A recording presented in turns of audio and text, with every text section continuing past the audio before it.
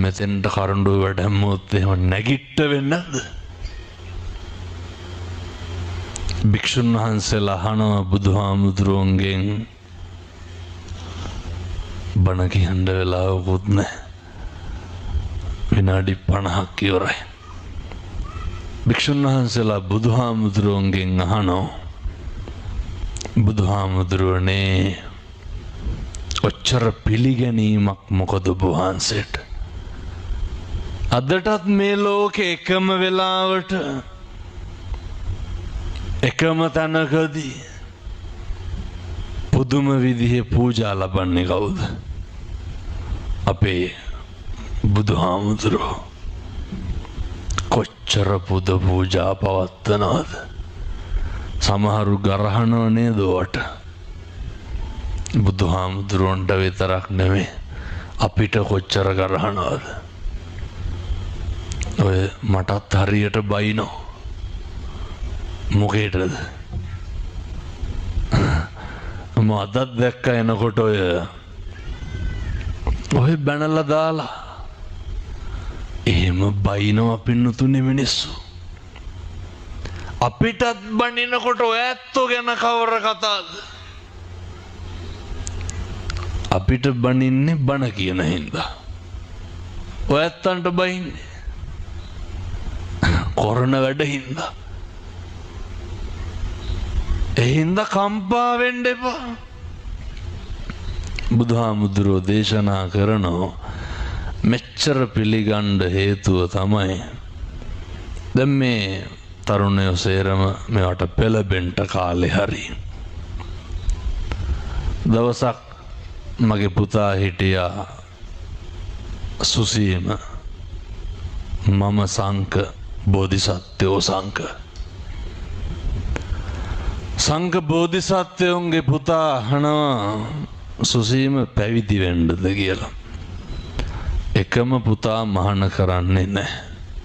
පැවිදි වෙන්න එපා කියනවා. සුසීම හොරෙන් ගිහිල්ලා මහාන වෙලා පසේ බුදු කෙනෙක් වෙලා පිරිනිවන් පාලා මිනිස්සු ධාතු තැන්පත් කරලා චෛත්‍යකුත් හදනවා. වෙලාව යන හින්දා ඉක්මනට කියන්නේ.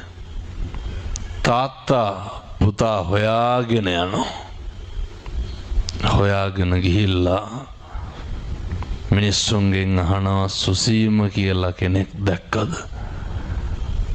මිනිස්සු කියනවා සුසීම කියලා කෙනෙක් දැක්කේ නෑ. සුසීම කියලා පසේ බුදු කෙනෙක් දැක්කා. ආන්දාතු තැන්පත් කරලා චෛත්‍යකුත් හැදුවා කියලා පෙන්නනවා. බෝධිසත්වෝ තාත්තා ගිහින් මොකද කරන්නේ? අර චෛත්‍යයේ වල් පැලෑටි ගලවලා අඬ සුදු වැලි ඉහලා පැන්කෙන්ඩියක් පූජා කරනවා. ඔච්චරයි.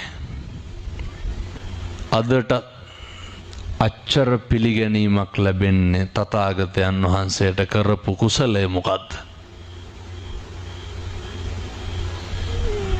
ධාතුන් වහන්සේලා තැන්පත් චෛත්‍ය මළුව පිරිසුදු කරපු එක පින්නතුනේ.